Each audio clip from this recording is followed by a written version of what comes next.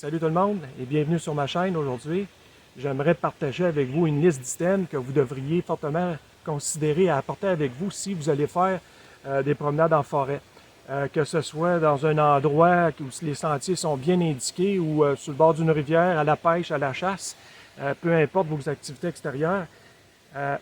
Souvent, qu'est-ce qu'on fait? C'est on est dans un chemin qu'on connaît et puis on a une envie pressante. On va faire nos besoins, on quitte le sentier, on se cache pour ne pas être vu. Et lorsque on a fini nos besoins, qu'est-ce qui arrive bien des fois? C'est qu'on n'est pas capable de retrouver notre chemin et on se perd. Certains d'entre nous n'ont pas du tout là, le sens d'observation, le sens d'orientation en forêt, ce qui est normal, la plupart du monde ne l'ont pas. Ça prend de l'expérience, ça prend de la pratique, ça prend beaucoup de marche. Donc aujourd'hui, ce n'est pas une vidéo de survie, mais je veux vous présenter quelques systèmes qui pourraient vous aider à attendre les secours. C'est certain que lorsqu'on se perd en forêt, les plus chanceux vont attendre entre 12 et 24 heures. Les moins bien chanceux, ça peut aller jusqu'à 36 heures, passer 2 nuits en forêt. Ce qui peut être très, très traumatisant pour certaines personnes. Donc, aujourd'hui, on commence avec le premier item. Premièrement, si vous avez la chance, procurez-vous un sac, un dry bag qu'on appelle. C'est un petit sac imperméable. Moi, c'est un gros sac 4 litres, mais un 3 litres peut faire absolument l'affaire. C'est léger, ça se porte très bien.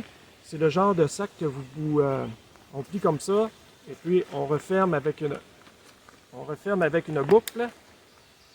Puis très simple, très léger, ça s'accroche facilement après nos pantalons. Dans le sac, premier article que je trouve le plus important, c'est très simple, des rubans rouges comme ça, vous trouvez ça dans n'importe quelle quincaillerie, Canadian Tire, Walmart, vous trouvez ça partout. Pourquoi? Simple, comme j'ai dit tantôt, vous avez une envie, et puis vous quittez le sentier, vous accrochez ça bien à vue après une branche sur le bord du sentier, vous allez dans le bois, vous devez toujours avoir un regard sur votre ruban.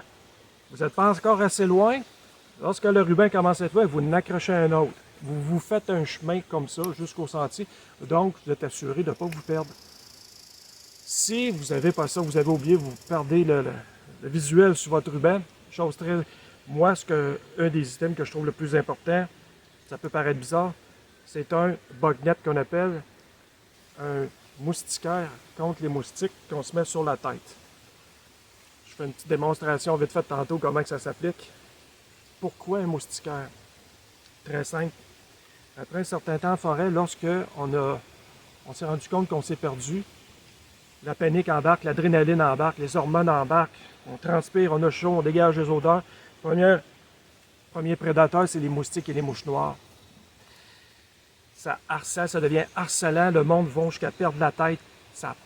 Il y en a beaucoup qui paniquent, qui se mettent à courir de tous les sens, puis on devient fou, on entend toujours un son qui n'arrête pas dans notre tête. Donc ça vous donne au moins une protection pour la tête, le cou, de ne pas se faire piquer. Et ça vous donne aussi le sentiment de protection. Vous entendez des bruits, mais vous savez, vous êtes convaincu au moins que vous ne ferez pas piquer dans le visage ou sur la tête. Troisième item extrêmement important que je considère essentiel, c'est un sifflet. Le sifflet, ça vous permet de communiquer avec l'équipe de sauvetage qui vous cherche, au moins de signaler votre présence. Quand vous sifflez avec ça, essayez de vous boucher les oreilles parce que vous n'entendez plus rien. On va essayer de vous répondre. Vous allez vous rendre sourd avec ça, puis vous n'entendrez pas sur le moment. Donc, c'est extrêmement important. Portez-vous un sifflet. Okay? Petite méthode, vous sifflez 3 coups. 1, 2, 3. Vous attendez. Si on vous entend, normalement, vous devriez avoir 2 signaux sonores qui vont vous répondre. Si vous entendez ça, vous lui répondez encore. 1, 2, 3. Si vous n'attendez rien, attendez 10 minutes. Refaites l'exercice. Troisième item, couverture de survie. Celle-ci, elle a un côté argenté, l'autre côté orangé comme ça. Et de 1, la nuit, si vous êtes pris la nuit, ça va vous réchauffer et ça va vous donner une petite protection contre les environnements, les moustiques. S'il pleut, s'il fait froid, l'humidité ne vient pas seulement que d'en haut, elle vient du sol aussi. Donc, c'est important. Vous vous asseyez dessus, vous faites comme une tente et vous vous protégez avec ça. Le jour, si vous avez la chance d'avoir une percée dans les arbres et avoir, je ne sais pas si vous comprenez ce que je veux dire, un accès direct au ciel, autrement dit, un trou, vous, vous mettez le côté orange vers le ciel. Donc, si on vous cherche en hélicoptère, vous allez être plus facilement repérable. Troisième item, quelque chose pour faire du feu, soit des allumettes dans un contenant hermétique, imperméable, avec des allumettes qui sont aussi imperméables et utilisables au grand vent. Ça, encore là, vous trouvez ça n'importe où, Canadian Tire, Walmart, dans les boutiques de chasse à pêche, de sport plein air, vous en avez partout, puis même en ligne. Si vous n'avez pas d'allumettes comme ça, un briquet, ce genre de briquet-là est plus difficile à utiliser dans le vent et à la pluie. Et finalement, une pierre de feu, ça vous, avant de partir avec ça et vous fiez là-dessus, je vous conseille fortement de vous pratiquer en arrière de la maison chez vous. Attention pour mettre le feu. Vous grattez ça et ça fait des étincelles. Vous pouvez allumer. Il y a une petite technique. Mais encore là, je ne parle pas de technique aujourd'hui. Il y a en masse de vidéos qui vous l'expliquent. Donc, je vous conseille fortement d'emmener un item pour faire du feu. Faire du feu, c'est pas allumer un feu, c'est aussi une chandelle. Ça, c'est une grosse chandelle, là, je trouve. C'est de la marque Yuko. Là. Vous n'avez pas besoin d'une grosse chandelle de même. Dans les Dolorama, les magasins à 1$, vous en avez des plus petites. Là, c'est des petites rondelles avec dans un petit contenant de métal. C'est amplement suffisant. Tout ce que vous voulez, c'est une idée de chaleur un peu. Et puis, c'est réconfortant la nuit si vous devez passer encore là une ou deux nuits. Un autre item, ce qu'on appelle l'Afterbite.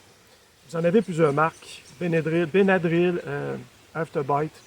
C'est un, si vous n'avez jamais vu ça, c'est un stylo, un genre de stylo avec un liquide à l'intérieur qui est analgésique, qui enlève la sensation de piqûre. Très, très, très utile quand on se fait piquer dans le bois. Et aussi, une onguent médicamenté de n'importe quelle marque. Vous allez dans la pharmacie, vous vérifiez ça. Vous en avez de la marque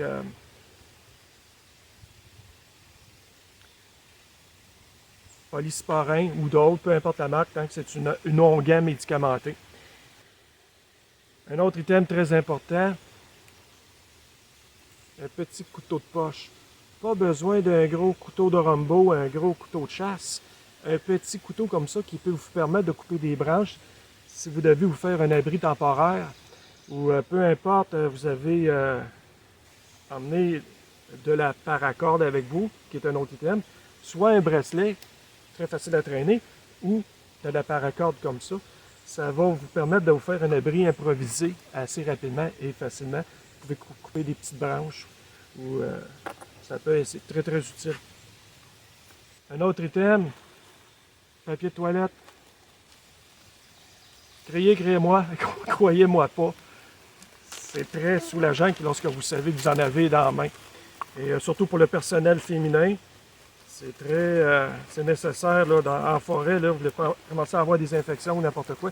Ils vendent aussi des petites capsules de papier comme ça que vous mettez avec de l'eau. Ça grossit, mais j'irais plus avec l'option du petit rouleau de papier de toilette dans un emballage hermétique. Dernier item, une lampe frontale, headlight en anglais. Ça peut vous aider à vous faire repérer. Ou la nuit, ça vous donne aussi pour voir ce qui se passe et ça vous donne un sentiment de confort. Finalement, j'aimerais vous présenter peut-être des items. Ça, juste ça, là, ça fait à peu près 3 livres. Environ 3 livres maximum que vous traînez sur vous. Maximum 3 livres. Donc, c'est assez facile à traîner. Si vous avez un plus grand sac, tant mieux. Encore là, je ne parlais pas d'aller camper ou faire du bushcraft ou de la survie en forêt. Je parlais juste de randonnée et c'est un sac de sécurité que vous apportiez. Si vous voulez en emmener plus, une autre chose que je pourrais vous conseiller, c'est la boussole magnétique aimantée. Pourquoi je dis aimantée?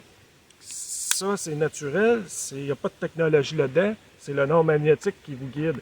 Apprenez un peu à comment vous en servez, comment naviguer avec ça. Et si vous avez une carte topographique, bien tant mieux. Un autre item en extra, toujours en extra, c'est peut-être un GPS. Celui-là, il est de base, il est vraiment de base. Ça vous donne les coordonnées, mais ça vous prend une carte topographique. Mais ce que ça fait, c'est que ça vous fait une trail. Donc, si vous êtes perdu, vous regardez votre GPS, vous refaites les pas à l'envers. Le problème avec ça, c'est que si vous avez une couverture totale, les signaux satellites, même à travers les branches, les signaux deviennent faibles et votre précision de positionnement devient variable, très variable. Donc, ça peut jouer contre vous. Dernier item, comme vous avez peut-être vu dans une autre vidéo, le pen flare avec des capsules pour fusée éclairante la nuit. Donc, encore là, ça fait qu'augmenter le poids de votre sac.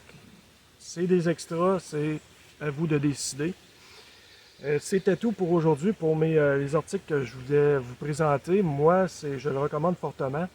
Et puis, des vidéos, vous pouvez aller voir sur YouTube, des personnes qui se sont perdues. Et la majorité des cas, c'est la même chose. C'est comme je vous disais, on s'éloigne un peu du sentier. Première chose, on se ramasse dans la forêt dense et il est trop tard, on s'est perdu, on marche. Petite information qui pourrait vous être utile. Normalement, sur le trottoir en ville, vous marchez d'un pas moyen à moyen rapide, environ 4 km. J'ai fait le test. C'est environ 4 km à l'heure que vous marchez. Donc, dans une heure, vous pouvez faire 4 km. Dans la forêt dense, je vous dirais que vous marchez environ à 2 km. Donc, vous marchez pendant une heure, dans la forêt, vous êtes perdu, puis vous croyez, vous revenez sur votre chemin. En une heure, vous allez parcourir 1 km. 1 km, c'est énorme, c'est beaucoup trop loin. Normalement, le monde se perd entre 0 et 500 mètres environ. Donc, en forêt, quand on est perdu, on a tendance à faire des loops. On fait des loops, on fait des loops, on fait des loops. Donc, on croit qu'on a marché beaucoup, qu'on arrive. Vous avez marché votre kilomètre, votre 2 km, mais en vérité, vous avez fait à peu près rien que 100 mètres de distance. Et vous êtes toujours perdu, vous avez tourné en rond dans le même secteur. Si vous vous perdez, le seul conseil que je pourrais vous donner, arrêtez-vous. Arrêtez-vous sur place le plus tôt possible. Et faites du bruit, faites-vous remarquer. Vous allez vous faire repérer plus vite, mais attendez-vous de passer une nuit en forêt. Donc, pour finir, j'aimerais vous remercier et je vous donne rendez-vous pour la prochaine vidéo qui va probablement être l'essai d'un nouveau poêle à bois portatif que je viens d'avoir. Et puis, je vais faire un repas ASMR. Merci et à la prochaine.